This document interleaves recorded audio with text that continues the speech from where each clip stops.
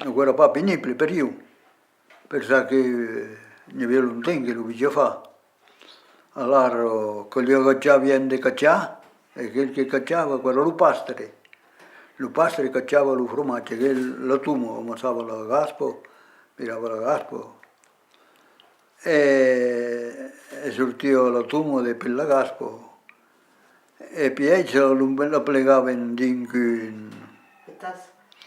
pezzi, e lo cacciava, e viene bravo cielo, come la tavola, cioè poi per l'università che la tavola, era solamente avevano tre bordi di 10 centimetri sul turno della faglia, e io avevo un canale al fondo della sella per dire che evacuava la gaspa, vedete?